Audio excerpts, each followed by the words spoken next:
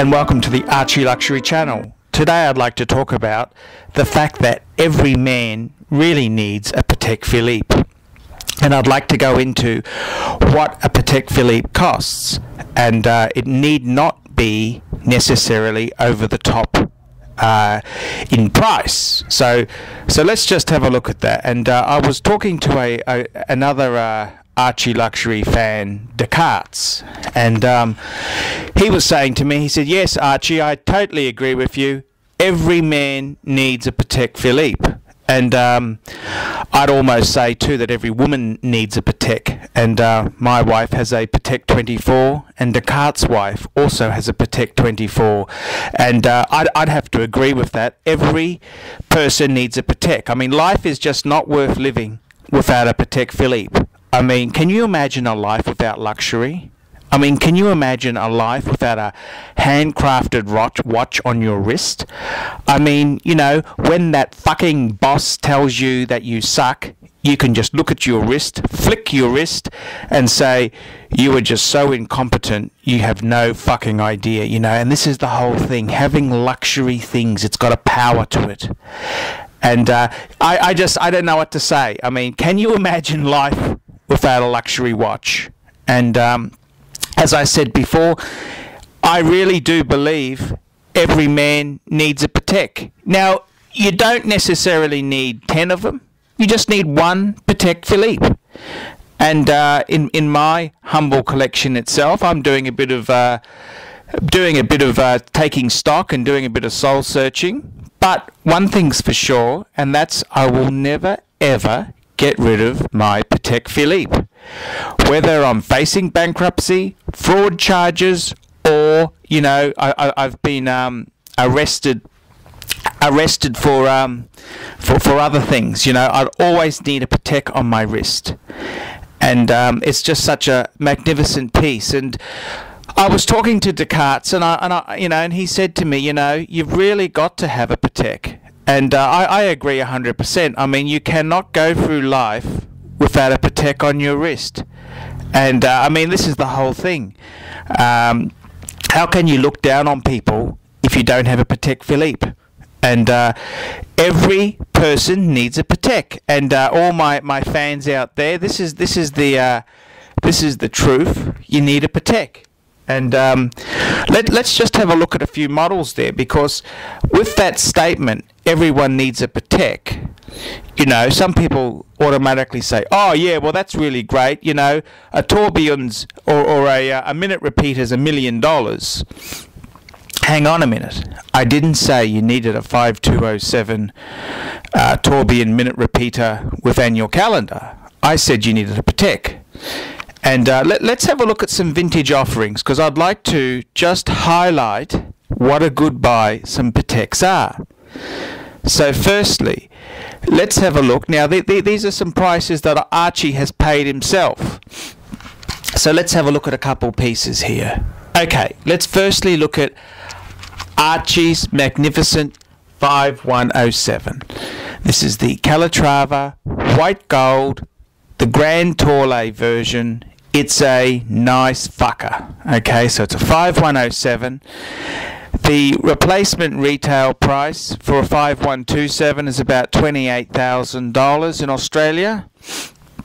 And basically on the second-hand market for a nice 5107, you'll pay somewhere between 13 and 18,000. That's on the used market, and that comes in either white gold, yellow gold, or rose gold. And Archie's gone for the white gold. Again, beggars can't be choosers. When you're looking around, you know, it depends what comes up at the time. So that's a great piece, and that's 13 to 18,000 Aussie or US dollars. You know, that's what you're looking at. That's for an automatic.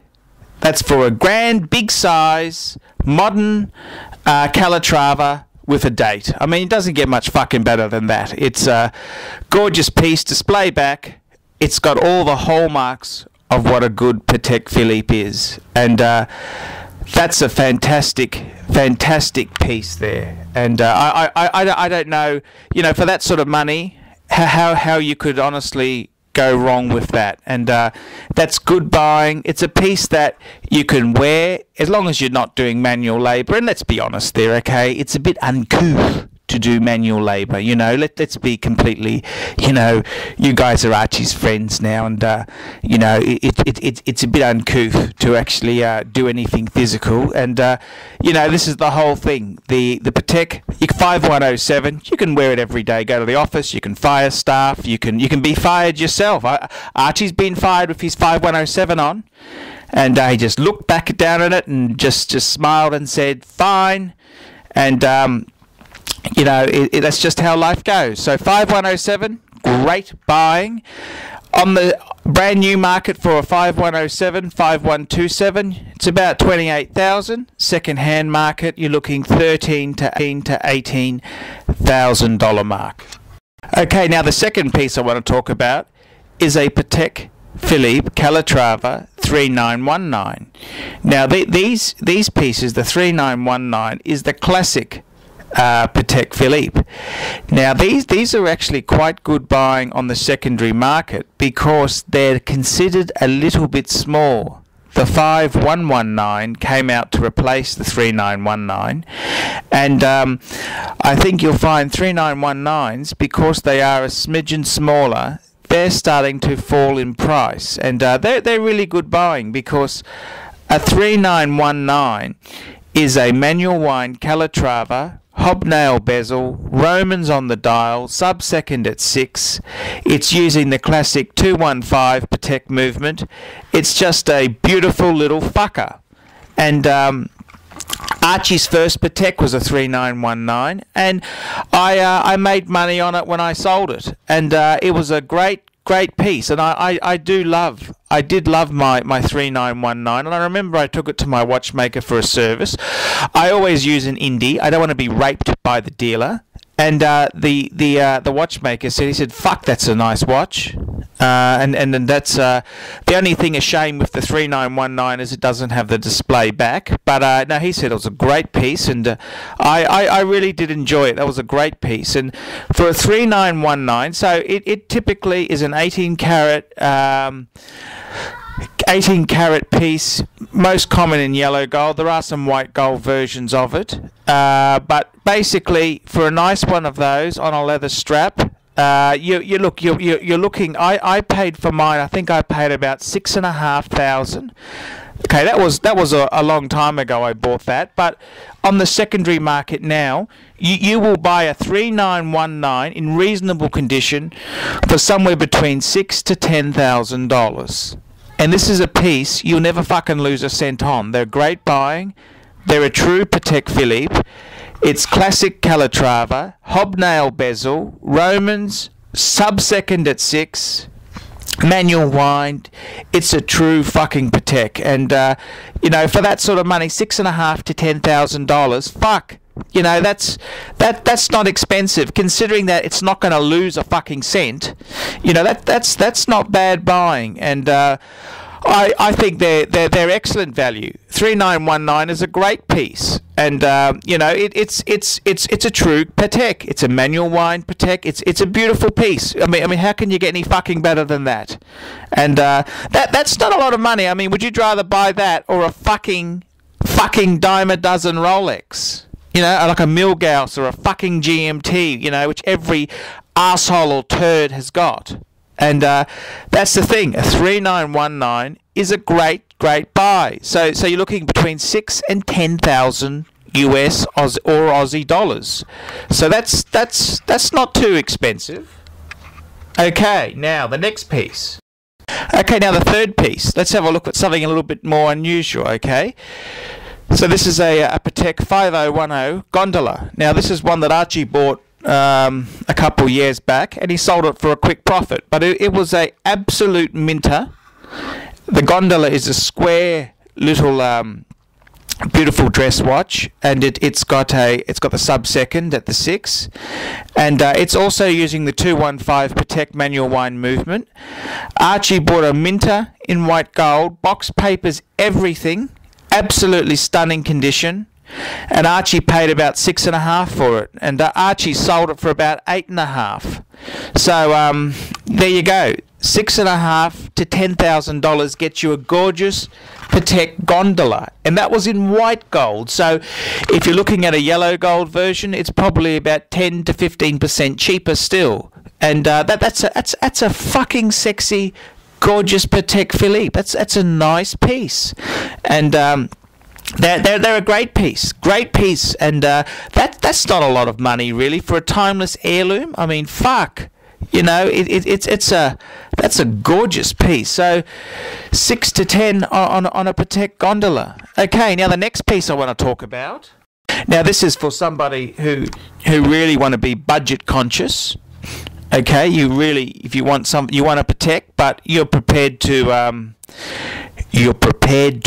walk on the wild side, and this is a quartz, and this is a 3944, and this is again, it's a classic Calatrava, hobnail bezel, Times Roman. It's got a date, and this piece here, how much would you pay for it? Well, Archie has actually owned this same piece twice. And he bought it low threes, and then he bought it back for the second time at $4,000 for a modern Patek with a date. I mean, fuck, does it get any better than that? $4,000. And okay, it's quartz. Okay, yes, I understand it's fucking quartz, and that's a cardinal sin, but it's still a handcrafted piece. It's still a Patek Philippe, and priced between $3,000 to $5,000. I mean, how the fuck could you lose money on that sort of thing? And it's a Patek. It's a true Patek, and it's handcrafted, and it's probably one of the most accurate watches in the world. And at that price there, how can you go wrong with it? How can you go wrong? And it's just absolutely fucking gorgeous. And you know, if you want to even go cheaper than that, you can go for a 70s quartz Patek, and Archie's had them, and low twos. I mean, that's just fucking crazy. That's for an 18 carat Patek from the 70s. I mean, does it get any more humble than that? Okay, let's talk about another Patek. Now the next Patek, this is a gorgeous, now this is a yellow gold gondola, and this piece here, it's using a 215 manual wind. It's quite a big size. It's got the beautiful Art Deco numbers, and this here was available for around about the $10,000 to $12,000 mark, and it's a gorgeous gondola. It's just absolutely beautiful. It's got all the hallmarks, and this type of Patek, this gondola here, large size one, I mean, fuck, how could you go wrong with this? I mean, it's a piece you could wear anywhere. You could meet a Prime Minister with. You could meet the Queen with. You could attend an upmarket brothel. It's just such a fucking stunning piece, and 10 to 12 on the secondary market. I mean, how the fuck could you not, you know, jump at something like that there? It's just a beautiful, gorgeous Patek. So, you know, in conclusion here, every man needs a fucking Patek. I mean, life is not worth living without a Patek Philippe on your wrist. You don't necessarily need to have 10 of them. You don't even need 2 of them. You need one Patek Philippe. And this is the thing. There's no point having 10, 20 pieces of shit when what you really need is 1 or 2 key classic watches. And the beautiful thing is, all these pieces I've mentioned here are attainable. And Descartes, okay, he spent a bit of money. He spent over, I think, around about the 20,000 US second hand, and he got a travel time. It's a complication, Patek. I mean, does it get any sweeter? And you know, the wonderful thing is, these are all good value pieces, and for the price of a reasonable middle class car, okay, you can have a fucking travel time. I mean, on the secondary market. I mean, fuck, does it get any sweeter? And have a look at Archie's ones he's mentioned there. Archie's 5107. Archie paid $13,500 for a 5107, an automatic with a date and a display back in a grand size, grand Tawley size. Does it get sweeter? And this is the whole thing. Every man needs a Patek. And if you don't have a Patek, is life really worth living? I'm Archie Luxury. Tell me what you think.